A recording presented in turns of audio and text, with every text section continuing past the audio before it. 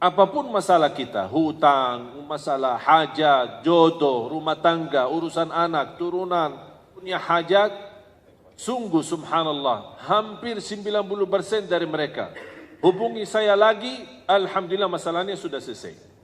Dan berkahnya sedekah.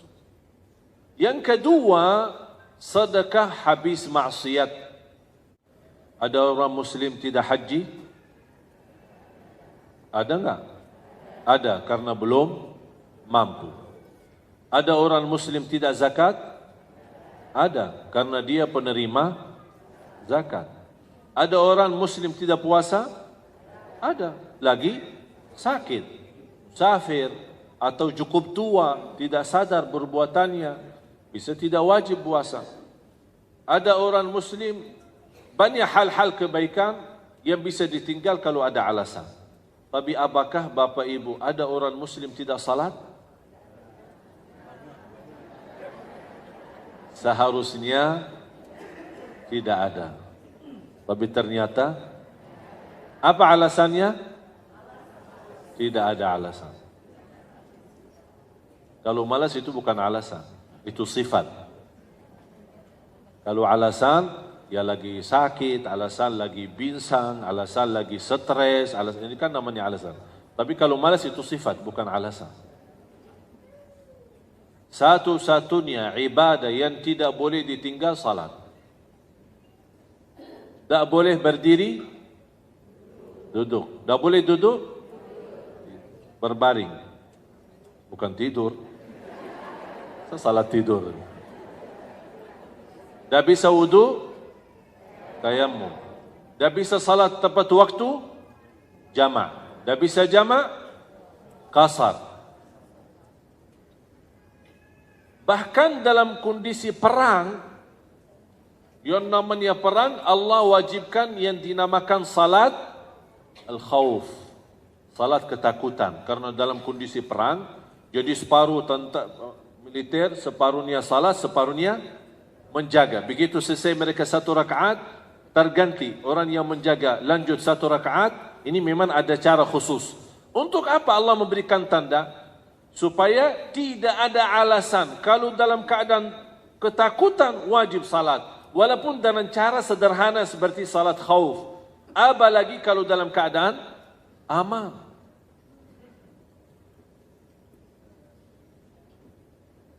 Jamaah sekalian,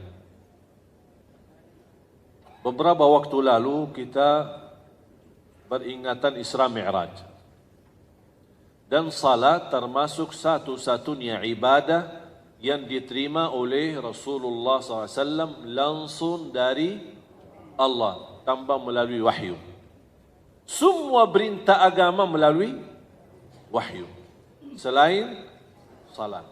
Mengapa Allah Subhanahu wa taala mengajak Nabi Muhammad SAW berjalan cukup jauh dari Makkah sampai Masjidul Aqsa, kemudian naik lagi, bisa menghabiskan tenaga fisik, waktu cukup lama, walaupun bagi Allah tidak bagi waktu, kun fayakun selesai semuanya.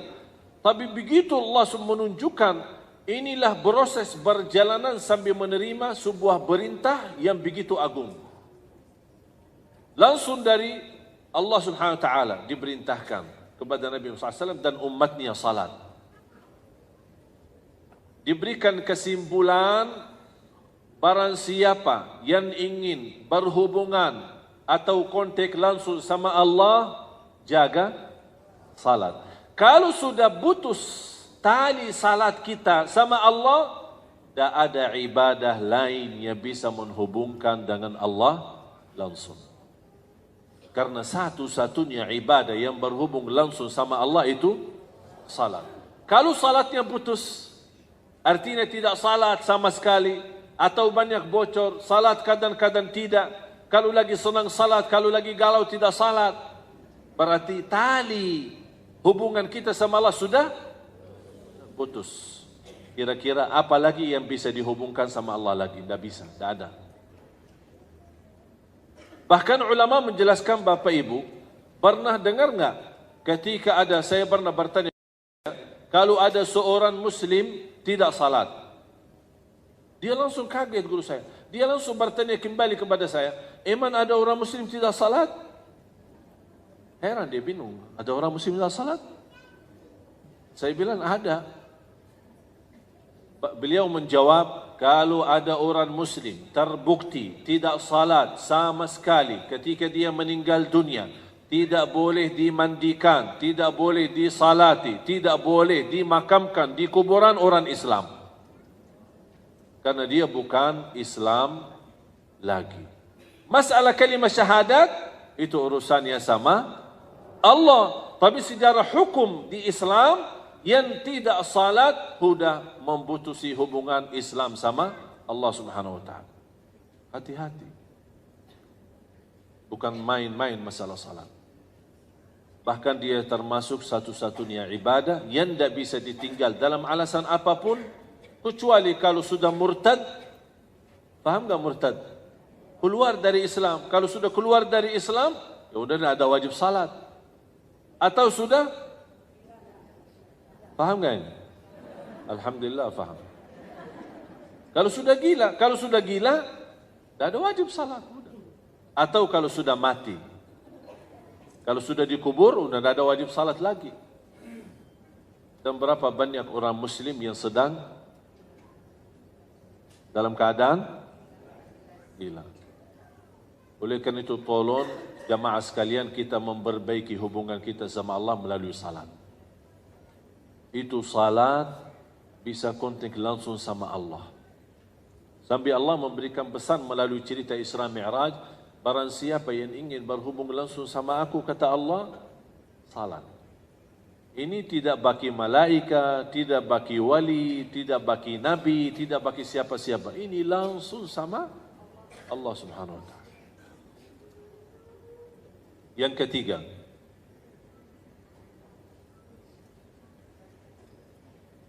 dan menginfakkan sebagian rezeki yang kami anugerahkan kepadanya dengan diam-diam dan terang-terangan. Mereka itu mengharapkan perdagangan yang tidak akan rugi. Saya berikan satu rahasia sedekah.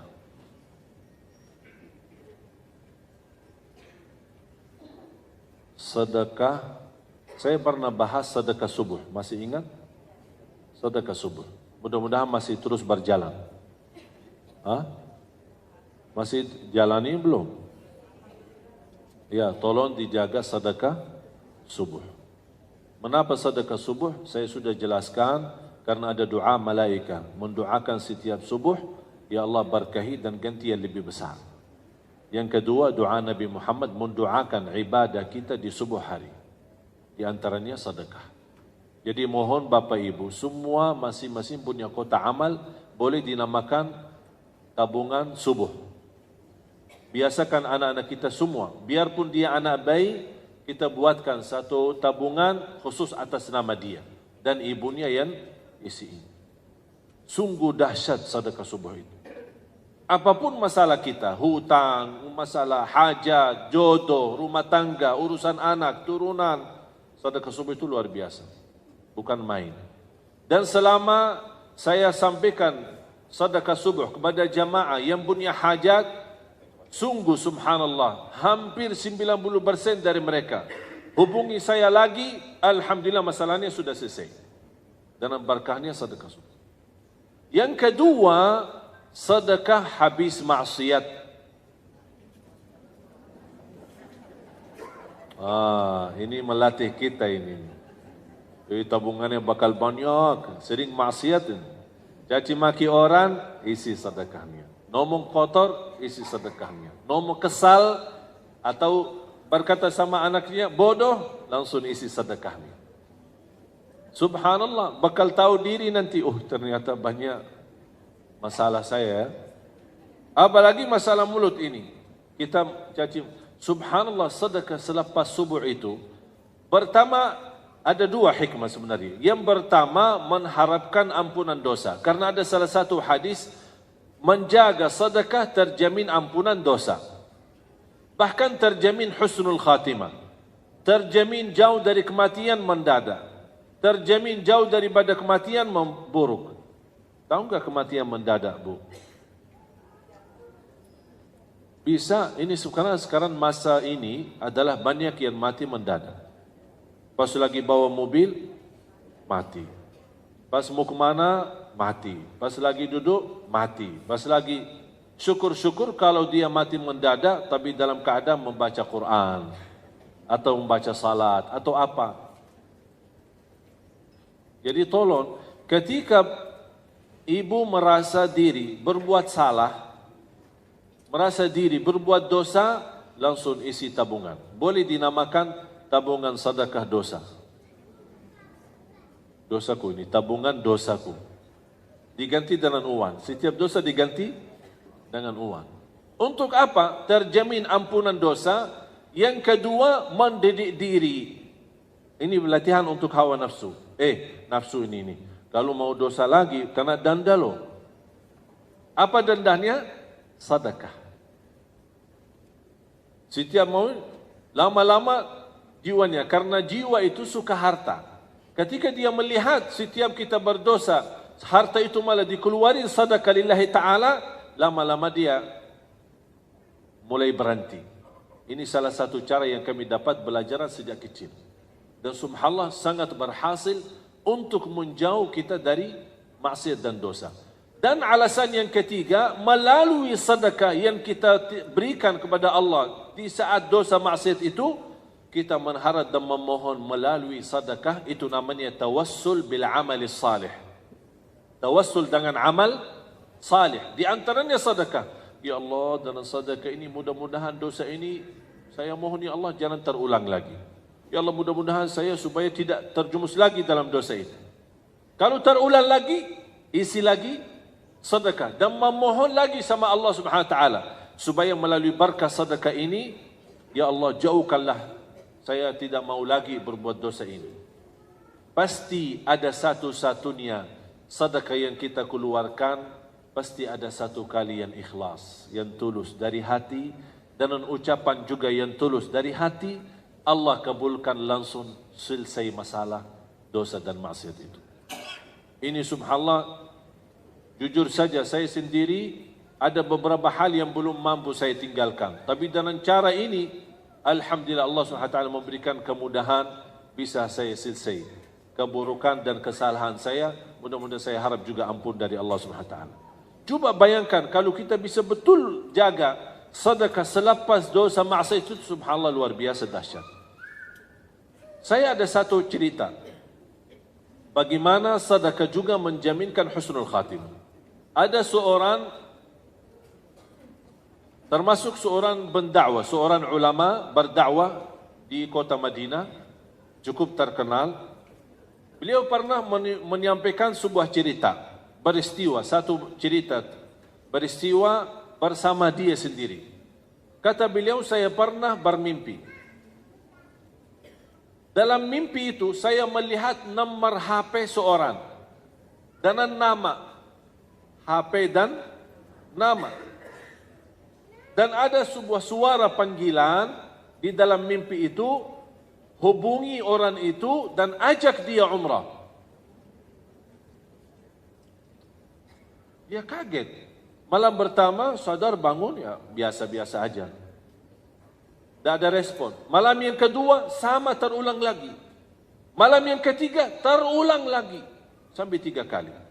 Nama jelas, nomor HP jelas, hubungi dia dan ajak dia umrah.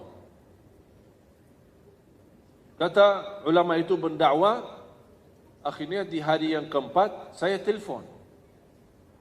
Sebelum saya telefon, di fikiran saya barangkali ini seorang saleh, seorang apalah punya kelebihan, tapi dalam kondisi susah atau miskin, belum mampu umrah. Jadi Allah SWT punya berbagai macam cara. Kun fayakun, Allah berikan, mengajak orang lain bisa menjadi rizki buat kita. Itu fikirannya. Telepon, Assalamualaikum fulan, ya fulan. Betul, sesuai nama yang ada di dalam mimpi. Tolong alamatnya di mana, saya ingin bertemu. Boleh, kasih alamat, ingin ketemu. Begitu dia tok pintu, dibuka pintu sama orang biasa-biasa aja.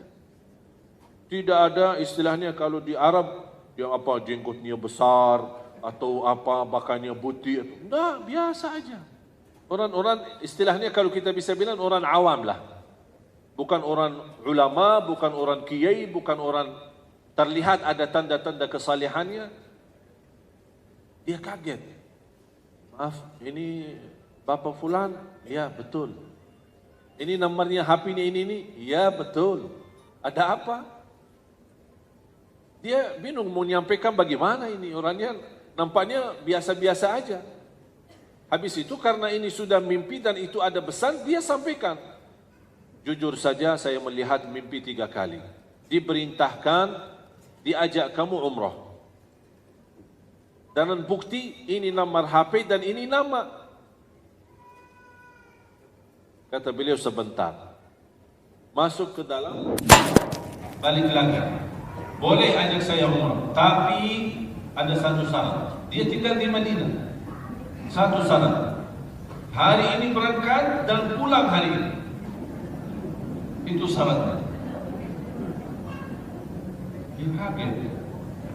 Nampaknya orang biasa aja. Kayaknya tidak mau lama. Kalau orang saleh biasanya suka lama.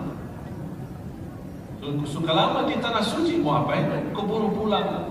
Kalau ada umrah bisa 1 tahun umrah, ya enak daripada 9 hari travel. Mau nggak 1 tahun umrah? Tapi biaya sama dengan 9 hari. Tak mau bayar 1 tahun. Tapi subhanallah, banyak jamaah kita yang mendapatkan kemudahan bisa ke tanah suci, tapi terlihat mereka banyak di pasar daripada di masjid. Sibuk belanja. Karena dia tidak merasa nikmat dapat kemudahan ke tanah suci. Beda sama orang yang sepanjang hidupnya berdoa. Kalau sudah 2 kali, 3 kali sudah tak jadi biasa, kebiasaan. Itulah ibadah yang kebiasaan itu bahaya. Beda sama ibadah, ada rasa merindukan Ka'bah, merindukan makam Rasulullah SAW, merindukan Masjid Nabawi, merindukan. Beda rasanya. Habis disepakati sudah diajak umrah. Tahu-tahu kata ulama itu, tahu-tahu saya temani perjalanan biasa-biasa aja sampai ke Makkah. Maaf, mampir ke Miqat di Madinah bin Ali. Sana ganti baju di sana, ihram semua segala, terus lanjut perjalanan sampai ke Makkah. Begitu langsung sampai Makkah, langsung cepat-cepat, ayo cepat-cepat kita mau cepat pulang. Itu bahasanya. Terus tawaf selesai, Safa Marwah selesai, cukur, tahallul, lepas ihram, pakai baju, udah ya, ayo yuk kita pulang. Astagfirullah, kaget. Apa rahasia di belakang orang itu? Pas begitu kami jalan kaki menuju ke parkir mobil untuk siap-siap pulang. Tiba-tiba orang itu, maaf, saya mau balik lagi ke masjid. Astagfirullah. Oh sebentar, cepat sebentar mau balik lagi. Sebentar aja, saya ada keinginan segala tahu muncul di dalam hati saya, ingin sekali mau salat 2 rakaat. Dari tadi bisa salat, bisa nikmat. Oh cepat-cepat pulang, sekarang mau balik lagi. Udahlah, terserah mau. Tapi tidak apa-apa kalau mau nginap. Tidak, salat 2 rakaat langsung pulang. Udah, terserah, ikutin. Pas dapat, apalagi kalau musim lagi sepi, habis haji, biasanya habis haji langsung sepi banget. Pas sampai ke sana, habis cium Al-Hajarul Aswad, kemudian dia salat di depan Ka'bah. Salat 2 rakaat. Kata ulama itu saya perhatiin. Salat pertama, baca ruku, sujud. Rakaat kedua, berdiri, ruku' dan sujud. Pasti sujud yang terakhir, lama sujudnya. Pas saya datang, lama, terasa lama banget, bukan biasa. Ini dari tadi cepat-cepat malah. Kok ini kok terakhir kok lama? Oh barangkali mau berdoa. Tapi terlihat lama, bukan biasa. Didekatin, digerakkan, ternyata sudah meninggal dunia. Allah subhanahu wa ta'ala.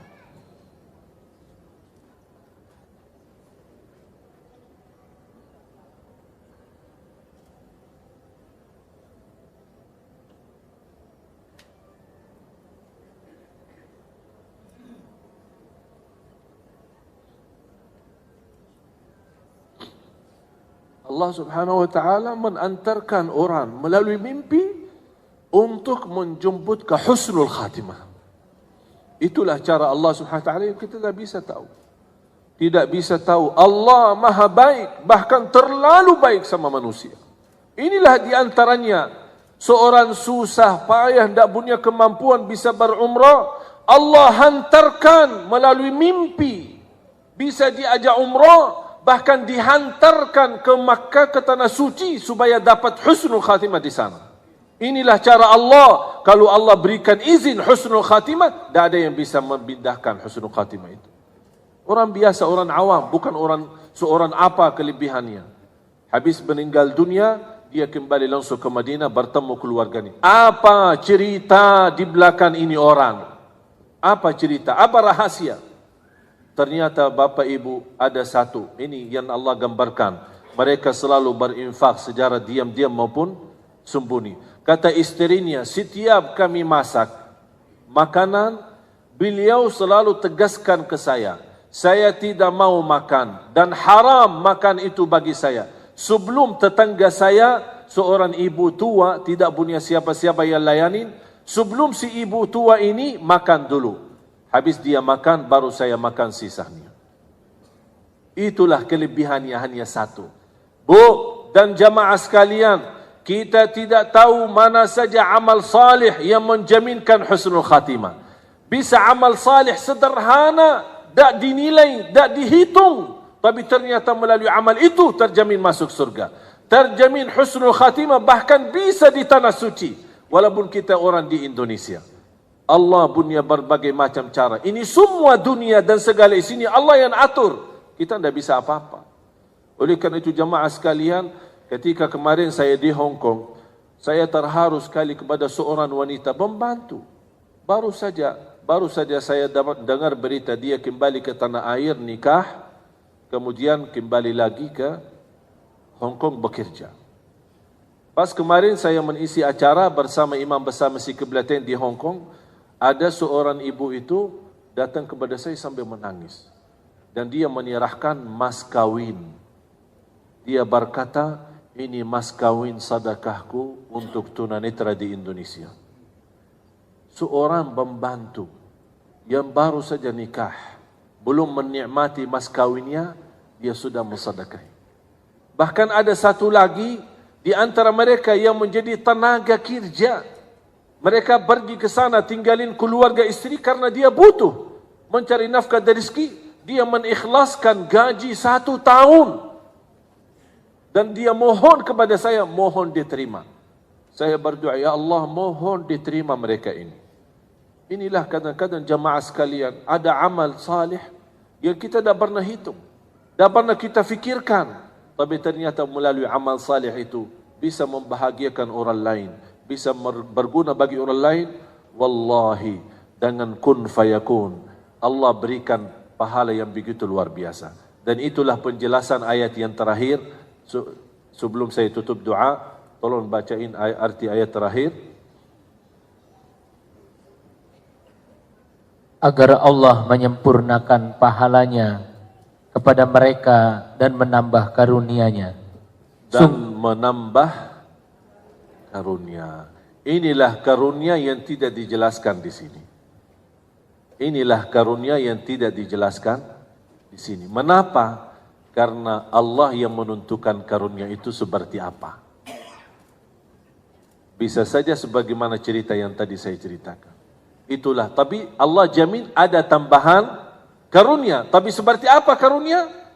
Bisa meninggal di hadapan Ka'bah, bisa meninggal pas lagi baca Quran, bisa meninggal pas lagi, itu semua urusan Allah. Yang membuktikan dan membuat saya yakini tambahan karunia pasti bakal dahsyat, pasti bakal menenangkan hati, itu tutupan ayat. Innahu, sesungguhnya Allah Maha Pengampun, Maha Mensyukuri. Mengapa di sini Allah berkata Maha Pengampun dan Maha Mensyukuri? Maha Mengampun ketika kita berupaya beramal, masih ada kekurangan, mudah-mudahan diampuni Allah. Berarti soal kekurangan jangan khawatir, pasti diampuni. Yang penting kita niat baik lillahi. Tapi kenapa habis maha mengampun dibawakan kata maha mensyukuri? Apa hubungannya? Apa arti maha mensyukuri? Asy-Syakur kan salah satu nama Allah. Al-Husna Asy-Syakur. Artinya maha, itu bahasa Indonesia. Tapi beda artinya dalam bahasa Arab. Dan selalu saya terangkan, belum ada bahasa yang mampu menerangkan rahasia kata dan Asmaul Husna selain bahasa Arab sendiri. Kalau selain bahasa Arab, itu mampu terjemahin, tapi belum tentu sempurna artinya dan maksudnya. Asy-Syakur, bahasa Indonesia maha mensyukuri. Kalau lebih sempurna dalam bahasa Arab, Asy-Syakur alladhi yu'til ajra al-kathir bil amalil qalil. Asy-Syakur yang memberikan pahala yang banyak dengan amalan yang sedikit. Contoh, dibanding orang yang memberikan makanan kepada tetangganya yang tua dan susah sebelum dia makan, kira-kira amalannya biasa enggak? Berat enggak kita bagi makan? Biasa ya? Tidak terlalu, misal bangun masjid habis ratusan miliar, terlihat mana yang lebih besar? Masjid ratusan miliar atau berikan makanan kepada orang butuh? Masjid ratusan miliar, ini nilai kecil kalau untuk bagi. Apalagi kalau buk nasi aja cuma 15.000, cuma 20.000. Tapi tidak ada nilai di fikiran kita. Inilah artinya syakur, memberi amalan yang besar dengan memberikan pahala yang besar dengan amalan. Buktinya orang itu mendapatkan husnul khatimah di Masjidul Haram, di hadapan Ka'bah, hanya dengan amalan yang memberikan makanan kepada orang lain. Kita tidak tahu mana amal salih yang menjaminkan husnul khatimah dan menjaminkan masuk surga. Oleh karena itu jamaah sekalian, tadi saya membuka, kami memperjuangkan Al-Quran untuk anak-anak Indonesia. Seperti mereka kita mendatangkan syiar. Saya harap ini bukan perjuangan saya dan keluarga, tapi saya mengharapkan semuanya bisa terlibat. Semuanya ayo kita sama-sama berjuang. Saya tidak mau membawa pahala sendiri, tapi saya yakin kalau kita semua terlibat dalam kebaikan, walaupun sedikit, Allah maha melihat keadaan kita. Allah maha mengetahui, apalagi bantuan kita ini untuk Al-Quran. Mudah-mudahan semua yang punya niat baik, dukungan bantuan, dan saya mohon sekali lagi jangan lupa mendoakan supaya syiar Al-Quran ini terus berjalan. Cita-cita saya, walaupun belum Allah izinkan saya punya panjang umur, tapi saya bercita-cita sebelum meninggal dunia bisa menghasilkan jutaan anak-anak penghafal Al-Quran. Saya sudah mensusunkan programnya dan sudah saya susunkan targetnya. InsyaAllah 5-10 tahun bisa menghasilkan 8 juta anak-anak Indonesia hafiz Quran. Dan insyaAllah saya mau menunggu kesempatan untuk mendapatkan izin supaya program ini bisa bergerak di seluruh Indonesia, bukan hanya di Jakarta. Mudah-mudahan bantuan doa antum sekalian di waktu tahajudnya, di waktu salatnya pasti sangat berguna, karena saya tidak tahu siapa di antara kita yang diijabah doa. Tapi yang saya yakin, walaupun saya tidak tahu, tapi saya yakin pasti di antara jamaah yang hadir ada walaupun satu yang diijabah doanya oleh Allah Subhanahu wa taala. Oleh karena itu saya titip doa, doakan saya, doakan keluarga supaya kita terus bisa istiqamah dan berjuang syiar Al-Quran untuk Indonesia. Amin ya rabbal alamin. Bismillahirrahmanirrahim. Alhamdulillahirabbil alamin. Allahumma salli ala sayyidina Muhammad wa ala ali sayyidina Muhammad.